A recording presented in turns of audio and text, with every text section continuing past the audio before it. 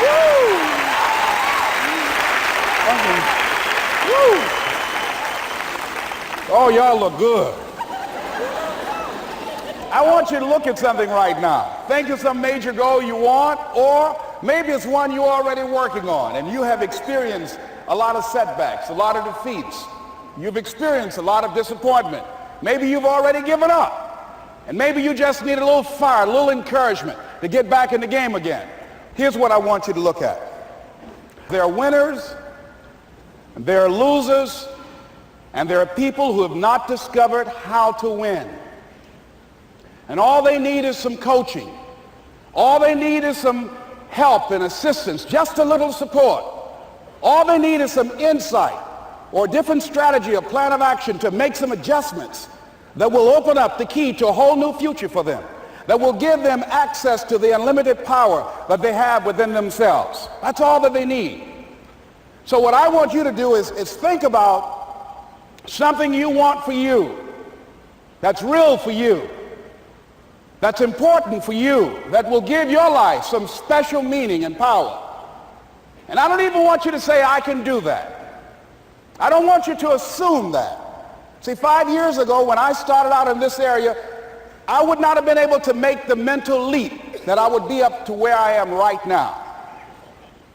I don't want you to begin to just psych yourself out. No. I want you to be able to say something to yourself that will enable you to maintain a level of integrity with yourself. That when you say this, even when you face tremendous setbacks, it will be a benchmark to keep you in the game, to keep you moving forward and experimenting and readjusting your strategy and your plan of action, continuously looking for ways to win. So what is that something? When you got an idea you want to move on, you might not have the money, you might not have the education, you might not have the support or the resources you need. What is that something that can keep us going, that will enable us to act on our dream? What's one of those keys that will begin to help us to discover the secrets to our dream? Here's what I want you to repeat after me, please, with power and conviction. Say, it's possible. It's possible. That's all I want you to do when you look at your dream. Just say to yourself every day, it's possible. Just say that every day to yourself, it's possible. Because what does that do? See, it begins to change your belief system. See, the way in which we operate, ladies and gentlemen, it's a manifestation of what we believe, what's possible for us.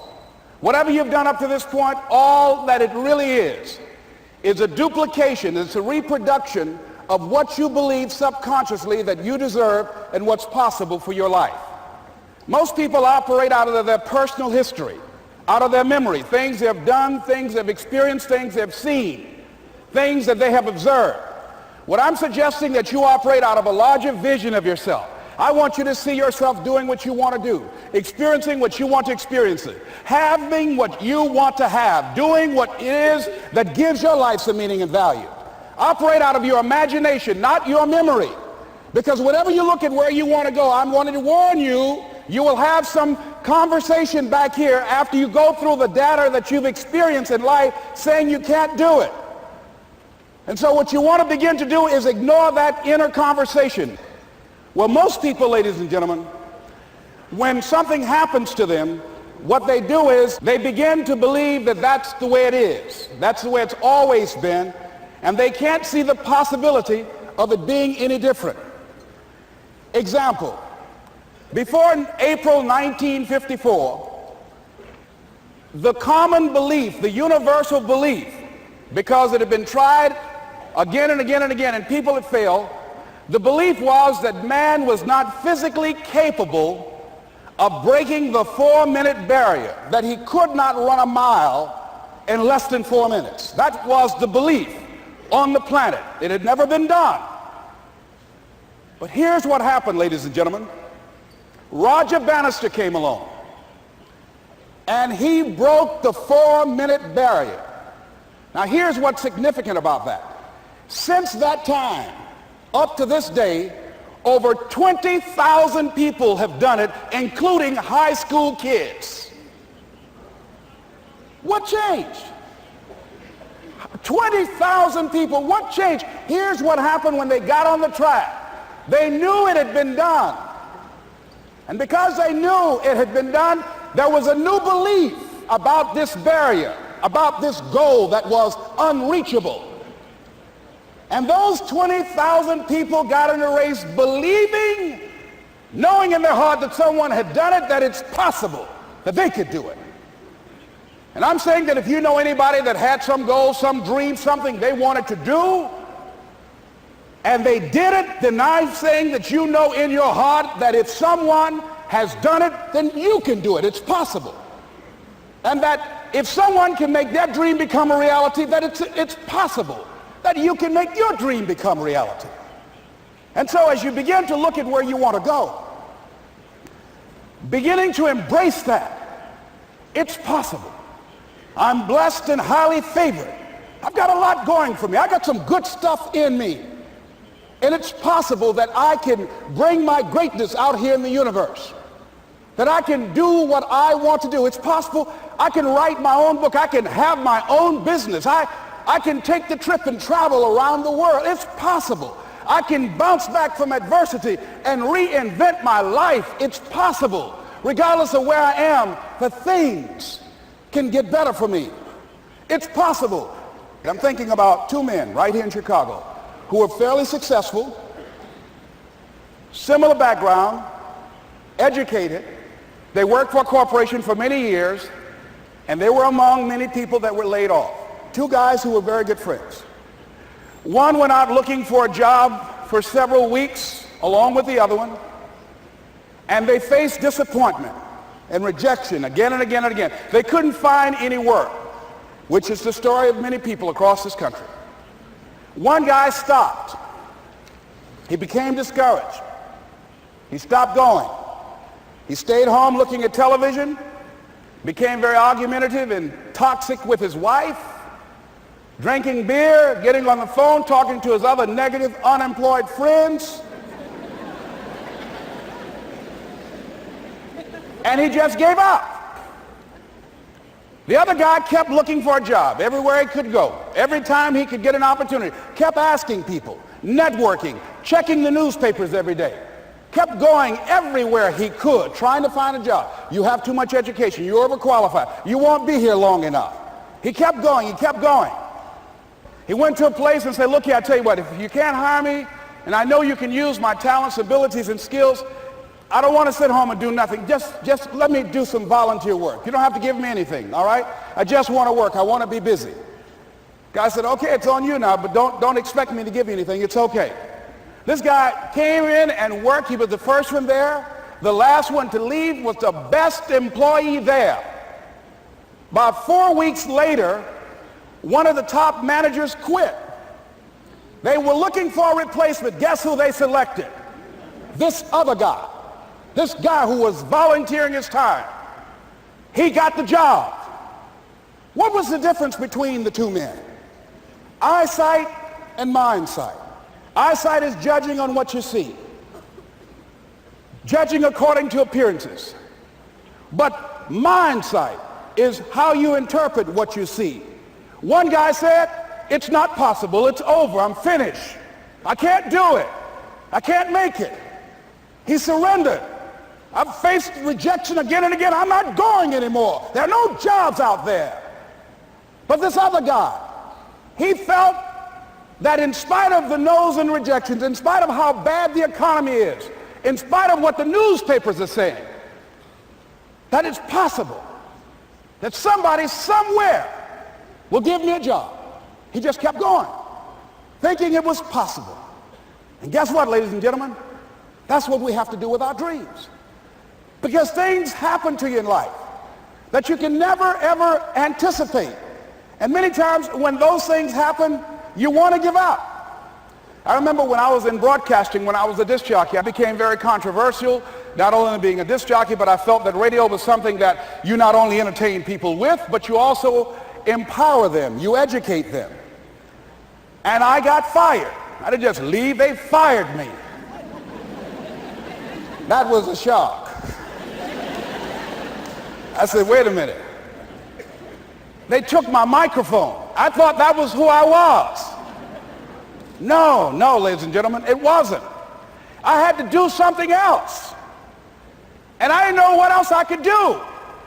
See, here's what I'm looking at. What are the uses for your life right now that you haven't even reached for yet? See, I believe that when you don't have enough encouragement to act on your dreams or ideas, or you're not enlightened enough, that life will act on you. See, life had moved on me and said, Les Brown, you have outgrown this. It's time for you to do something else. Well, I wasn't enlightened enough. I organized some disc jockeys and got my job back. So they had to fire me again. I got fired twice. Here's what I did. I had to think of something else. And so a guy suggested to me, he said, Les, why don't you run for office? I said, man, I've never run for office. I've never known anything about how to operate in the political arena. I've heard encourage people to register to vote and get out to vote, but I don't know anything about politics. He said, well, neither do the people who run for office all the time.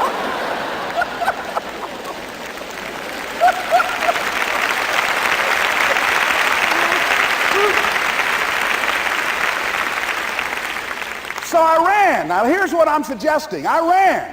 You got to do what you can where you are with what you have. I didn't have any money.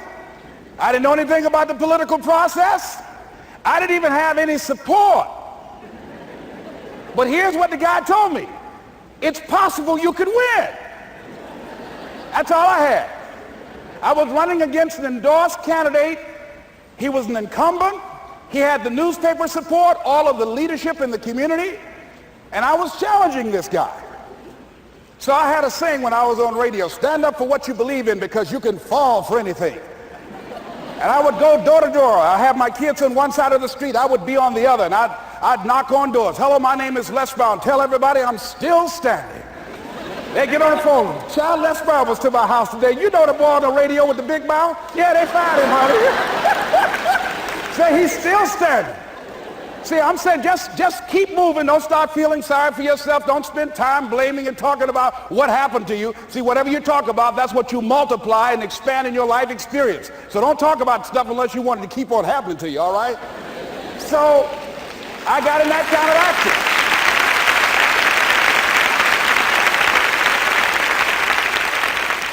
action. As I continue to do that, had my children with me, we're going door to door, didn't have enough money. Eventually, we got close to the election and something happened that really surprised me. Guys who I thought were going to either support me or stay out of it, various powerful community leaders, they became involved in it and they endorsed my opponent. I felt devastated. Now that's going to happen to you when you're working on your dream. Things are going to happen that's going to catch you on the blind side. That was shocking to me. They didn't have to do that. All they had to do was just stay out of it. But here they go, come up in there messing with me. Now that's going to happen. There's some people who believe it's their personal business to stop you from living your dream, all right?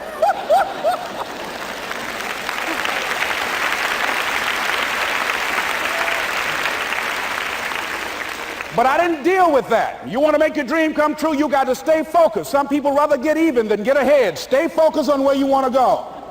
I just kept on doing what I was supposed to do.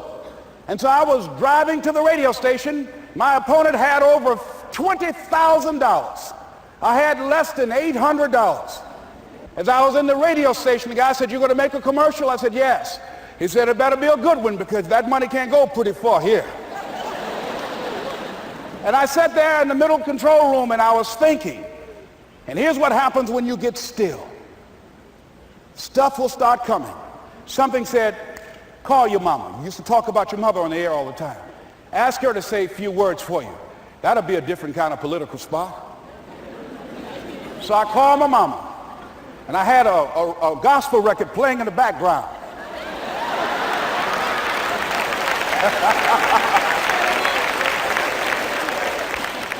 And then I had my mother say, "Hello, this is Mrs. Mamie Brown. When I raised my sons, I raised them to be good children. When they got out of hand, I beat their behind and made them go right. Please vote for my son. He's a good boy."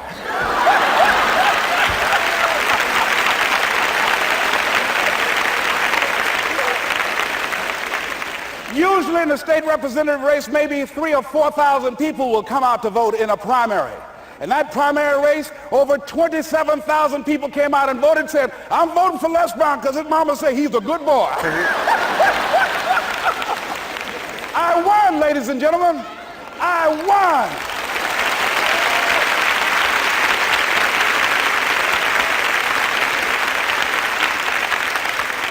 So you've got to be willing to stay focused, to be creative, to be relentless, because things are going to happen to you when you're working on your dream, when you get on track. I remember when I first got involved in speaking, one of the main things that speakers like to do is speak to a certain association that they have over 10,000 of their sales reps that come to this convention. And I was relentless. I kept saying, it's possible. It's possible. See, what I want to let you know and set you up for, because you say it's possible, don't mean that you're not going to have any problems. That Murphy's Law ain't going to come and slap you side the head. Oh, Murphy going to come visit you. He's waiting for some of y'all out in the parking lot. Oh, you say it's possible. Okay, it's possible. You better get up. Well, I was working. I kept saying it's possible. They got other speakers on this program. I can be on that program too. I kept selling myself. I got all fired up. And I was calling them every day. And the lady finally said, Mr. Brown, I tell you what, we want you to come in and talk to our sales executives. You got the kind of fire and guts that they want, that will motivate them. And let me tell you something else. We want you to bring your motivational tapes. You're going to need at least $50,000 worth of tapes. I said, is that right? Yes, because they want to keep that drive alive. I said, all right. I called the guy to duplicate my tapes. I said, Don, how you doing? This is Les. Let me tell you, I got a major speaking engagement. I said, man, it's a speaker's dream. I need over $50,000 worth of product. He said, Les, you don't have that kind of credit. I said, I know, but Don, I can sell that. Just right after speaking engagement, I'll give you your money in 4 days. He said, are you sure, Les? I said, yes, man, I got a major speaking engagement, and they told me to do it. He said, man, that's a big order. Let me talk with the lady with you. I said, hold on just a minute, man. Call the lady back. Hello, Evelyn, how you doing? This is Les Brown. I got Don on the phone. What did you say? Do I have the speaking engagement? Yes, you do. And what else you suggest? Les, our people, they buy a lot of tapes. Your tapes are very popular among them. I'm saying bring at least $50,000 worth of tapes, Les. You'll sell everything you got and more. I said, did you hear that, Don? He said, yes. I said, now, if anybody else has to make a decision, are you the final person? She said, I'm the final person. I will send you the contract. I want you. I said, did you hear that, Don? He said, yes. I said, oh, ye of little faith. I said, duplicate the tapes, man. Hung the phone up. Well, he duplicated the tapes. 1 week came by. I'm checking the mail every day. No contract. I said, come on, Murphy, don't start nothing, man. Come on. Come on, man, give me a break. Come on, you know, this ain't fair. Come on, man. Give your boy a break. Come on. I talked to myself, you know. I didn't want to call him right now. 2 weeks passed by. Murphy said, don't you think you ought to call him? I said, okay. I called. I said, hello, this is Les Brown calling. How you doing, Les? I said, fine. I said, Evelyn hasn't sent my contract out yet. Any additional information you need? So, Les, you haven't heard? I said, no. I said, Evelyn died. I said, she died? I said, did she say anything about me?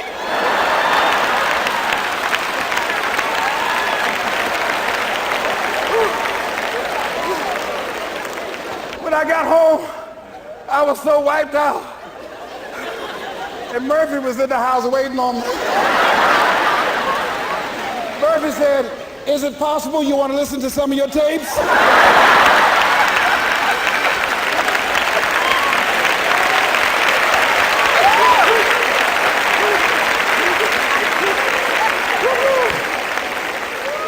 But ladies and gentlemen, here's what I had to do. I had to begin to focus on what was the solution. That this was not the only place that I'll be able to sell those products.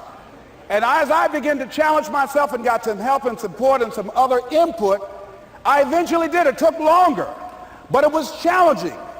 But I did it. Repeat after me, please. No matter how bad it is,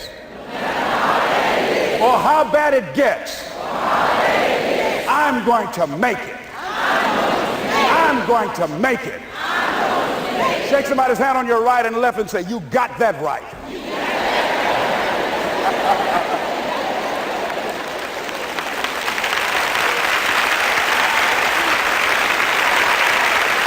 Repeat after me, please. It's possible. I can have my dream. I can get what I want. I must be creative and never give up. Now, let me share something else with you, ladies and gentlemen. When you know within yourself that there's something you want to do, and I believe that all of us were born with a purpose, that all of us have something that we are supposed to do, that all of us have some goodness within us, and that goodness gives us a responsibility to manifest our greatness. And when you know that, you can feel it in your guts, and you know that you're deliberately operating below your potential, you've gotten comfortable, you stop expanding, you stop stretching, you stop challenging yourself. Let me share something else with you. Not only is it possible for you to have your dream, but it's necessary. It's necessary that you have it, that you work on it, that you develop yourself, that you go for what is yours in the universe. I have a friend that at the beginning of the year I was in Los Angeles giving a speech, and I do a seminar teaching people how to become involved in the speaking business, and also one called Speaking with Power, teaching people how to begin to develop their communication skills. And this friend, I said, I want you to work with me. I called her up. She said, Les, are you sure I can do it? Sure you can. You have a PhD in communications. I don't have that. If I can do it, sure you can do it. In fact, I'm going to give you the support that you need. Here's what I realize, ladies and gentlemen. We only have enough energy to take us to a certain level. But it's necessary that we assemble ourselves with other people who share our vision, other people that can see it for us, to give ourselves a home court advantage.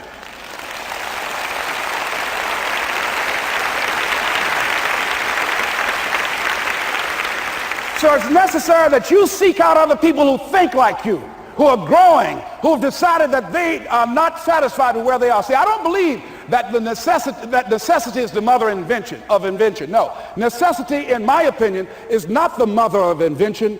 Refusing to accept things the way that they are is the mother of invention.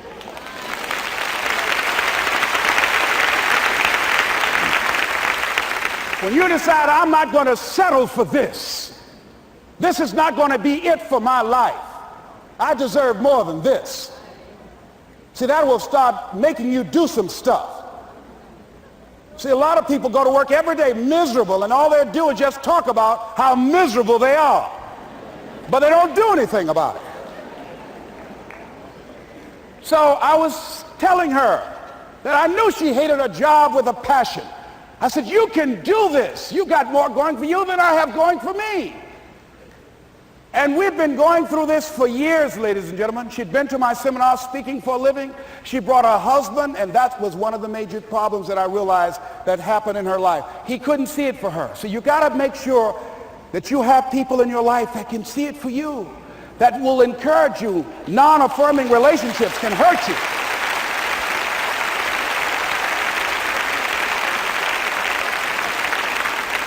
And I talked to him. I said, I don't have anything to do with your marriage. I said, you and I are good friends, and she and I are good friends. And I'm not taking sides. I said, but if you can't see it for her, don't tell her that. Just give her some support. What if you're wrong? It's possible, man, that if I'm doing it, she can do it. Well, you're different. How are you going to tell me that? You've seen her speak. She's got great speaking skills. Don't underestimate her. You don't know. You've got a great woman here. But you see, people who can't see it for themselves can't see it for you. He was happy.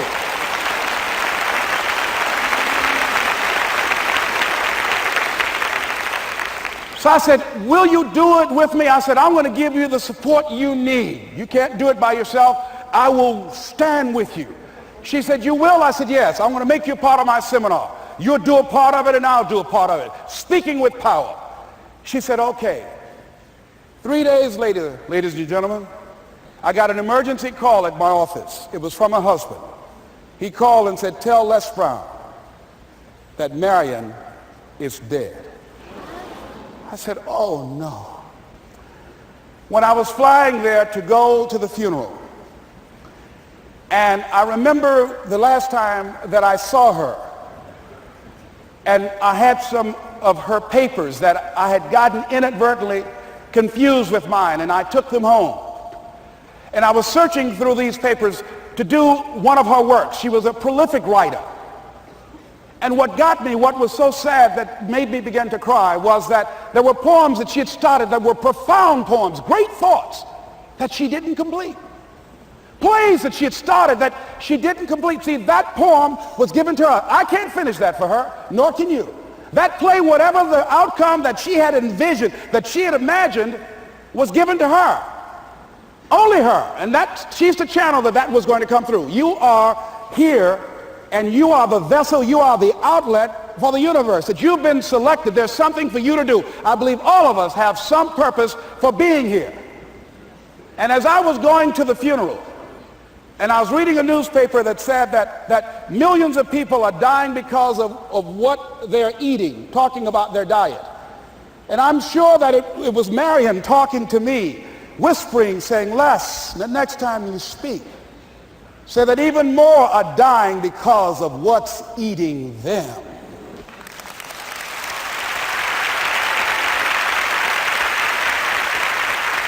When the challenges of life come your way, you've got to find ways to increase your sense of self-appreciation, because if you don't, you're bombarded with negative stuff every day that beats you down, and you will find yourself unconsciously engaged in self-destructive behavior. If you don't program yourself, life will program you.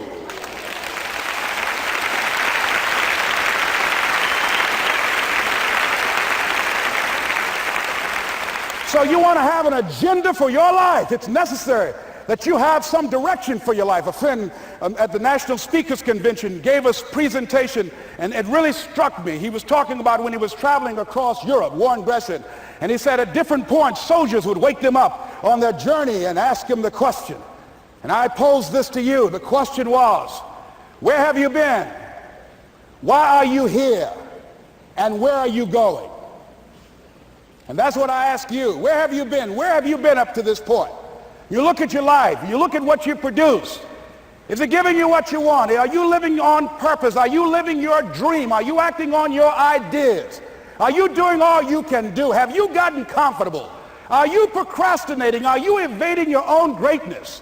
Are you surrounding yourself with people that can nourish you? Are you challenging yourself? Are you experimenting? Are you learning something different? Is your life an adventure, or is it boring? Where have you been? Why are you here? What brought you here? Investing the time, the money. What brought you here? And where are you going? What is it that you can get out of this session, out of this lecture? That when you leave here, rather than this just being a spectator event, that you got some idea, some dream, that you might have to go back and brush it off and look at it again and say, I've got to do this. This is my stuff. This is what I'm supposed to do. This is why I showed up. Where are you going with your life? What decisions are you making right now as you look into the future? Are you experimenting to find out what other talents and abilities that you have? See, we're in a time right now. The day is gone where you could just go to college and get out and get a job and work 30 or 40 years with job security and retire with a gold watch. The gold watch days are gone. Brand new day. Party's over.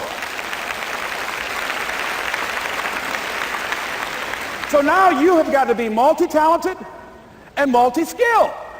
You've got to use all your stuff. You don't know what else you can do. I didn't know I can do what I'm doing right now. It's necessary that you stretch and challenge yourself and say, let me see. I start out as a trainer. I'm a trainer. That's what I am. That's what my expertise was in. And then I decided, let me see, can I speak? And then I discovered, hey, I can do that. What if I hadn't tried to do that and just been satisfied with just being a trainer, with a limited vision of myself? And then after training, and then I said, well, maybe I can go into business for myself. And I started speaking, going into business for myself. Well, maybe I could train other speakers and teach them how to go into business for themselves. See, you want to have a backup plan. You want to have other strategies for yourself. In case this doesn't work out, you got something else going over here. You don't want to ever put yourself in a situation where you have a limited vision and you're only using a limited amount of your talents, of your skills, and of your abilities. And I'm saying to you, it's possible you've got some talents, some ideas in you, your ability to do some stuff that you haven't even discovered yet. And I'm suggesting that it's necessary that you get outside of your comfort zone.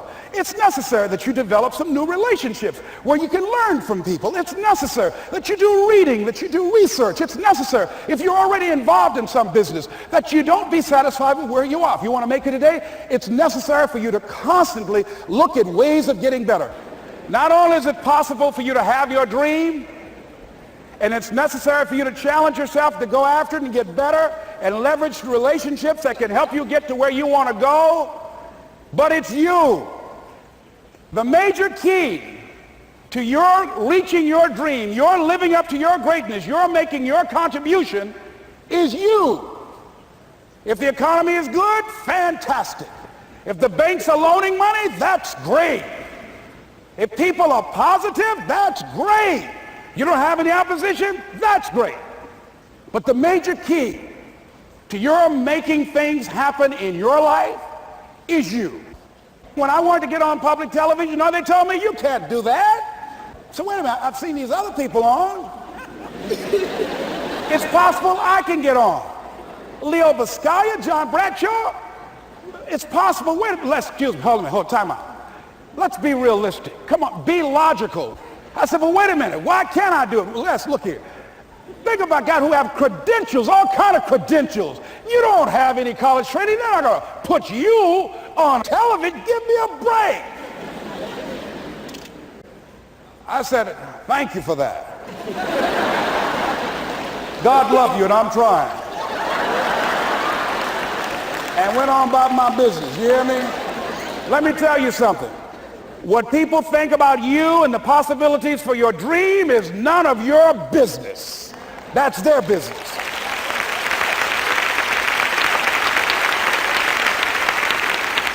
They have no imagination, ladies and gentlemen. They're living out of the past, out of their memory. Their attitude is it can't be done because they haven't seen it. They're judging according to appearances. The people that are going to make it in the future, the people that are making it today, let me share something with you. History is being read, but it's also being written by people with imagination.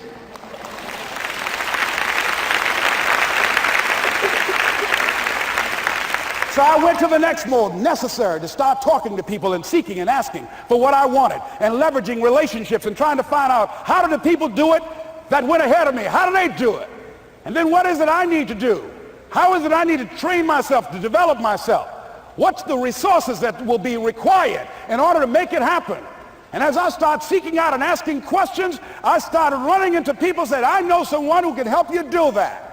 And they helped me get connected with those people. Remember, we have so much energy that can take us so far. It's necessary that you hook up with some other energy that can take you to the next level. I hooked up with them. They said, let's go. I said, away we go.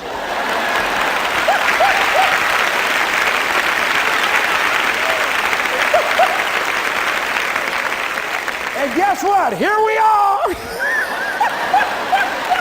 I love it. You want your stuff? It's necessary you take responsibility for it, that you make it happen, that you don't give up, that you don't take any objection or disappointment or defeats personally, that you keep on keeping on, that you don't decide that I can't make it because you can't see the light at the end of the tunnel, that you realize that's a part of the program. And here's something you've got to resolve. Say this to yourself every day.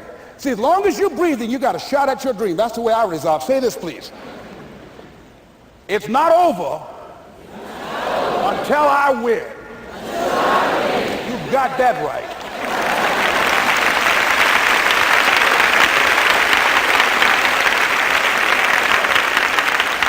It's not over till I win. Not over till I get through. It's not over till I get over. Not over till I get what I want. Door can't open today, look out. I'm going to come back and take the hinges off. That's how you got to do that.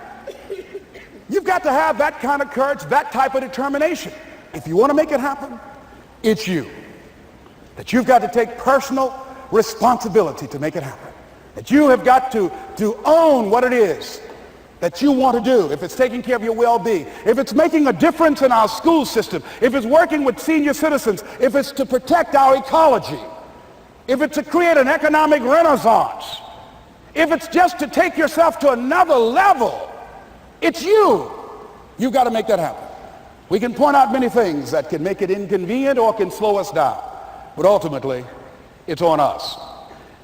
Next step is, not only is it possible and necessary, and it's you to live your dream, to make this greatness that you have within you become a reality, but what I've come to appreciate when you're working on changing your life, changing some bad habit, getting out of addictive situations or relationships, or working to build a dream or making a difference in our society, or learning something that's very challenging. Here's what I realize, ladies and gentlemen, and develop a great deal of respect for.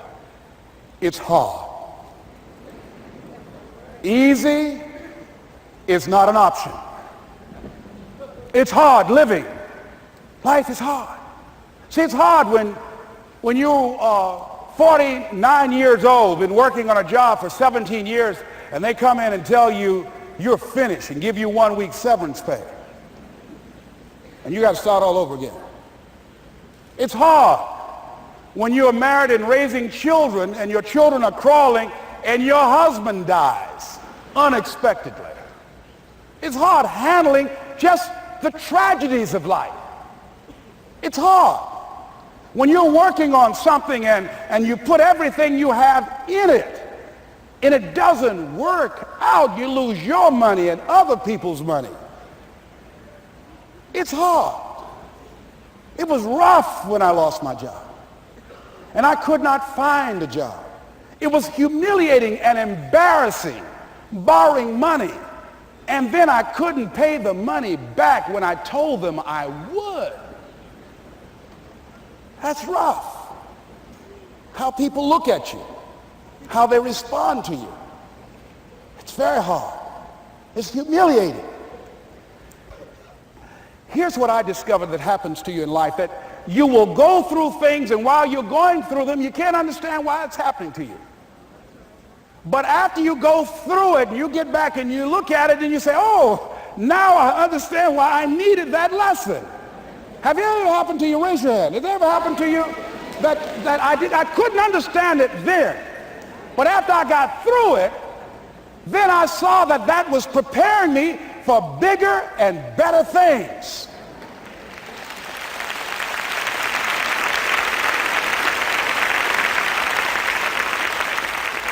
That as you go through the challenges of life and you look at it and embrace whatever comes to you, don't run from it.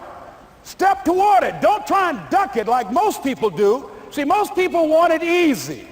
See, easy come, easy what? Easy go.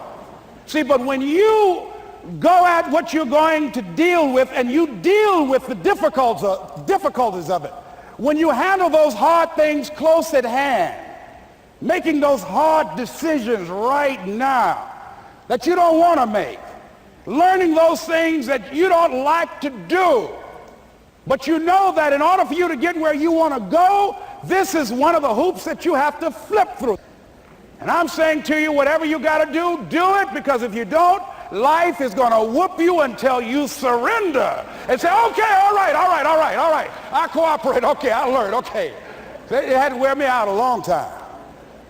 So if it's hard, then do it hard. Now, how do you hang in there during the hard, difficult times? Les, you must have faith. You've got to believe in yourself. You've got to believe in your abilities. You've got to believe in your service, your company, your ideas, unquestionably.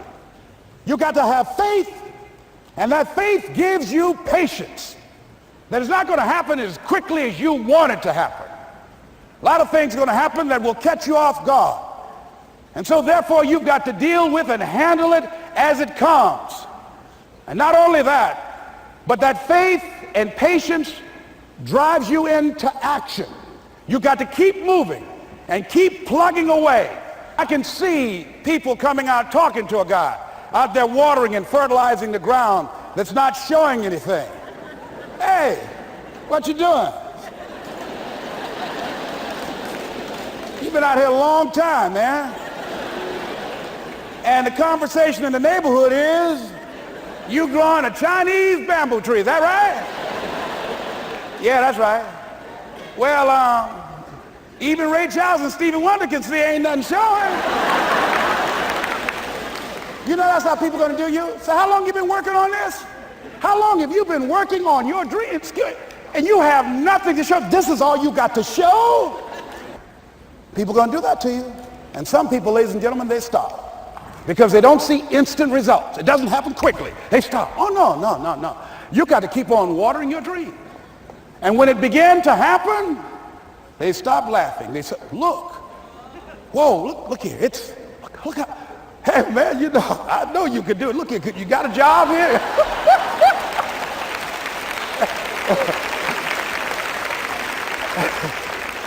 See, during those hard times, we didn't know how you're going to make payroll. During those times when you failed and things didn't work out, they were nowhere to be found.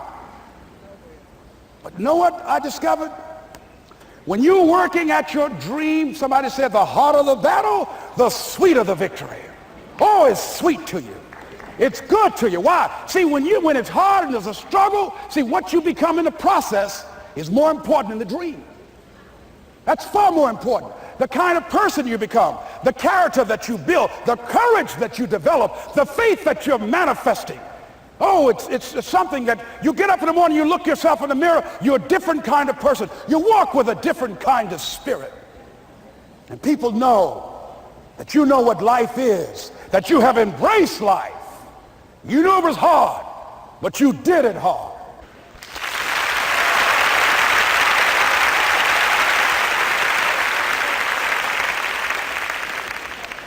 Now that takes us to the next level. If it's hard, why do people do it? You ask people who do things. Why do they go it? People who climb mountains just for the sake of it. Nobody paying them to do it. Just do it. Somebody said, I'm going to run around the world. He said, why would somebody want to do that? I'm going to swim the Atlantic Channel. Why? Why do people do that? I wondered, why would a Nelson Mandela give up 26 years of his life? Why do people do that? Here's what I discovered in high school. High school, I decided I wanted to go out for football. Never forget this. And I discovered why people do things. You know why, ladies and gentlemen? Even though it's hard, it's worth it. It's worth it. See, one day we had Coach Alkin Hepburn had this plaque down there and this wood on the floor, on the ground. He said, Brown, come over here. Had my suit on. I said, yes, sir. He said, I'm going to have old Larry Littles down there, old big Larry. Yes, sir. Big, fat, sorry Larry. Yes, sir. Brown, I want you to get down bull neck. Yes, sir.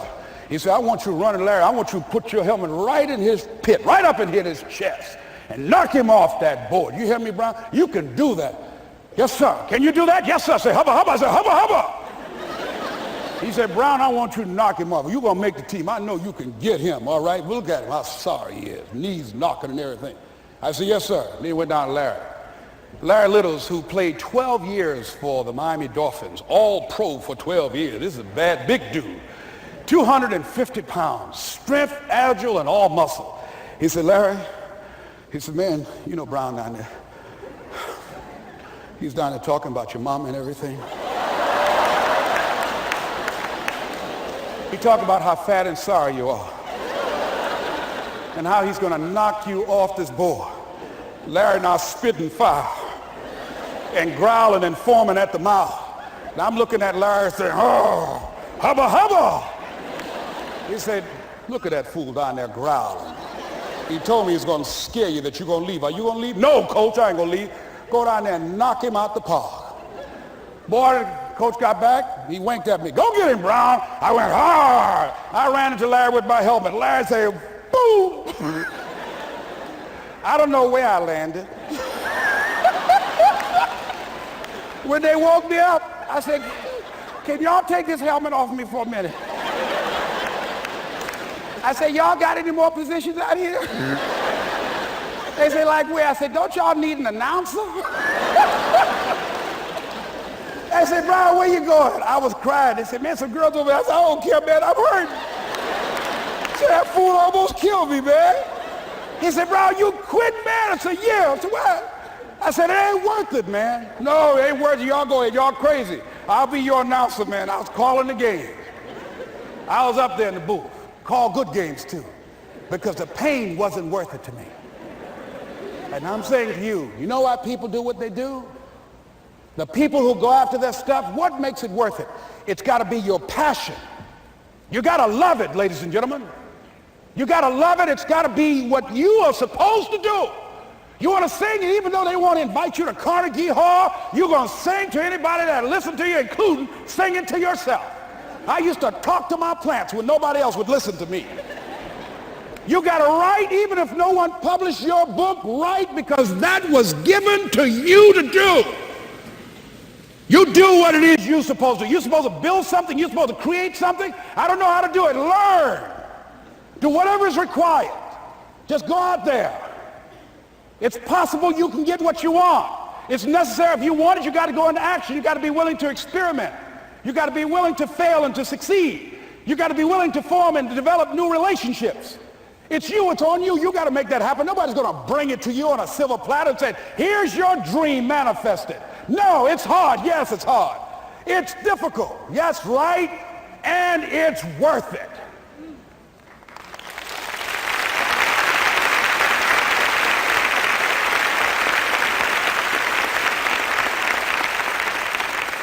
People ask, hey, man, these kids, man, it's rough dealing with them. That's right.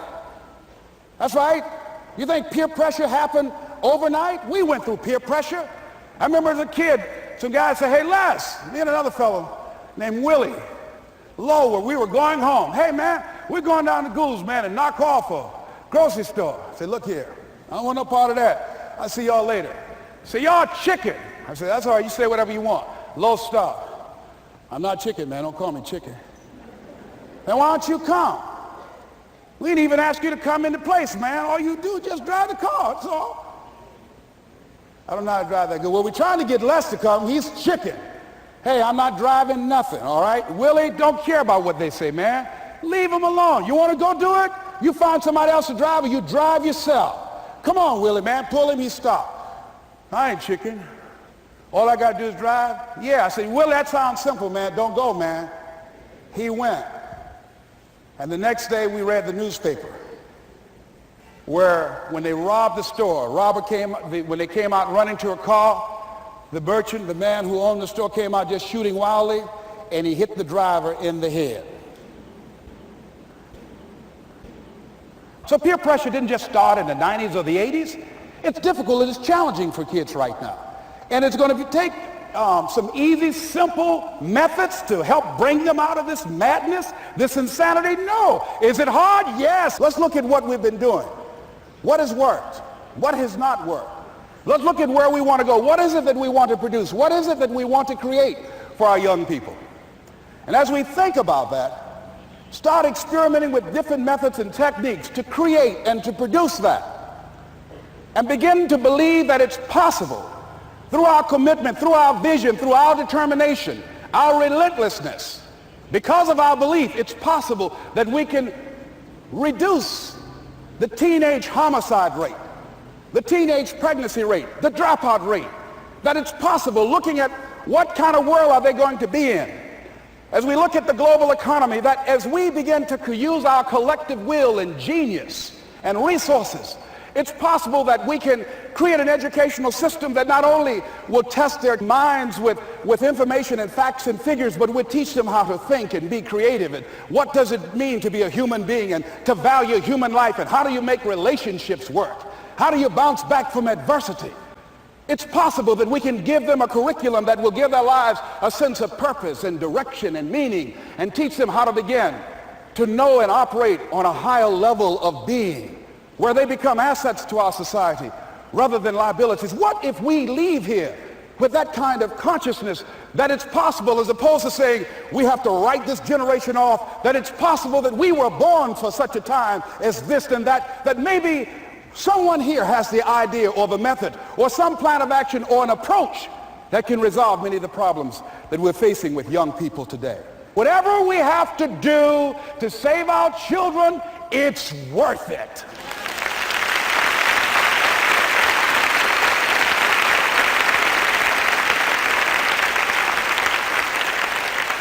So that brings me to the final step, that it's necessary for us to begin to look at the future and know that it's possible that we can have our dream. Yes, it is. Other people have done it, then we can do it. We fail a lot of times. Well, a lot of other folks fail, and eventually they came back and they succeeded. So it's possible we can have what we want. And we know that we want to get it. It's necessary that we align ourselves with people that think like we do. It's necessary we get negative, do-nothing people out of our lives. It's necessary we never stop learning and growing and developing ourselves. It's necessary that we never give up. We know that it's you, it's me. It's being responsible for our stuff and deciding that we're going to keep on keeping on, that we're going to find a way to win or find a way to make it happen. And we know it's hard. It's not going to be a picnic. Yes, it's hard, and we will do it hard. And once we do it hard and we go through it, we realize it was worth it. And once you discover it was worth it, it is done. It's done.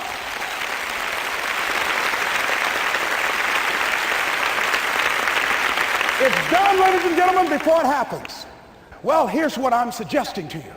That when you're working, you have a wall to break through. Let's say a friend of mine he runs a marathon, and he says, when he's running the 26-mile marathon, he said, let's say that hypothetically, that 18th mile is the wall. He said, Les, when you get there and you're running, he says, everything in you is telling you to stop, to give up. Every muscle is aching, and you're saying to yourself, I can't do it. I can't do it. And you just keep on and you keep on and you keep on. It seems like you're moving at slow motion. And then eventually when you break through that 18-mile wall, then you know it's like done and you're on automatic and you glide on in. And you know it's there. You know you're going to get to the finish line. And we've all had experiences where we were working on something and we knew it was possible. And we did those things that were necessary to bring it into reality. We took the responsibility to make it happen. Other people couldn't see it. A lot of people didn't believe it. You were attacked. You were criticized. People were opposing you, but you kept on doing it. It was hard. It was rough. It was difficult. But to you, it was worth it. And eventually you got to a level you know, can nothing stop me now. I'm on the move. I'm on the move.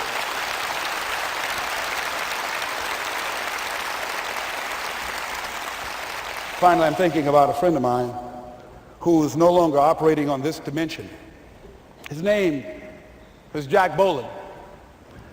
He had this vision of a church that would serve various types of needs for people, their supportive needs and helping them in recovery from drugs and alcohol and whatever addictions that they might be involved in. And he was known for bringing in different kinds of speakers.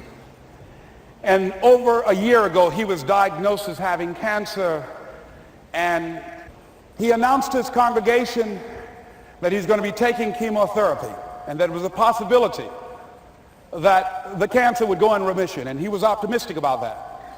And sure enough, it did for a year. And one of the things Jack always talked about is that he wanted to have his funeral while he lived. And so he invited a few friends, Wayne Dyer and myself and a few other speakers. He didn't tell us why we were there, but once we gathered there, the church, they told us in the room that Jack is going to announce to the congregation, he's bringing his doctor up. The doctor is going to say that we felt we could keep it in remission. It's out of remission, and he doesn't have much time left. And whatever words you want to say to Jack that you would say if he had made his transition, speak those words now. Well, we were shocked and we were somewhat stunned until Jack got there. They brought him in a wheelchair, and boy, was he courageous, and he had a strong smile, and they helped him up the steps, and he sat behind the podium. And each of us got up and we said a few things about Jack and the impact that he made on our lives. And he said, the doctor, after announcing that Jack didn't have long, he says, doctor, he said, I accept what you say, but it's possible that does not have to be the case. But if it is, I will enjoy life to the very last breath I take, even the chemotherapy. I will enjoy that. And Jack did, ladies and gentlemen. And when they said that all of his vital organs were failing, they called his family and his close church staff to the hospital and said, he's dying. And so they came and they all gathered in the room. And Jack at that time was unconscious.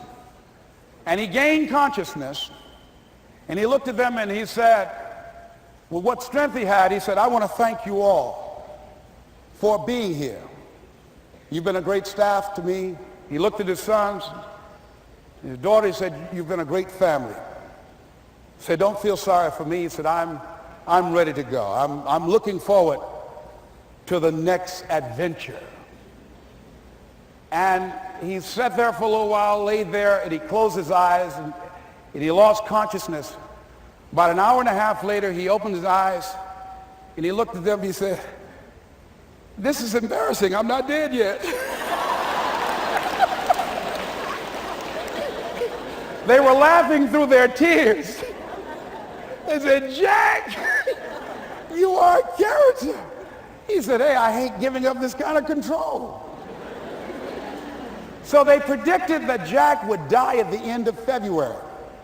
And then on the 2nd, they said, he won't see the light of day. He will be dead by morning. Ladies and gentlemen, Jack died on March 4th. And we believe that even in his dying, Jack sent his congregation a message that I want to give to you with his permission. March 4th is the day he died, and we believe Jack was saying, March 4th.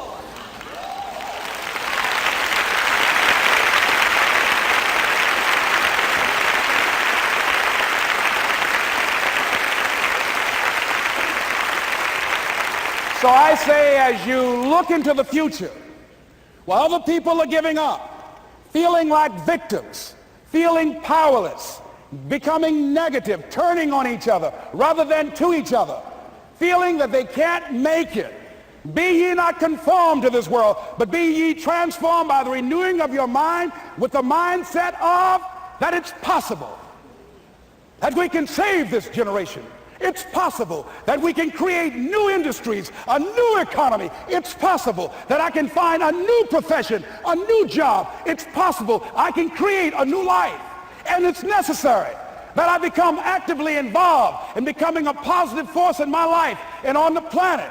And it's me, yes, it's you, it's all of us pulling together, working together to create this brand new future. And it's going to be hard. Easy is not an option. But if it's hard, we will do it hard. Whatever is required to snatch victory from the jaws of defeat. And it's worth it, yes. It's worth whatever we have to do. And once we know that, it is done. It is done. It is done. It is done.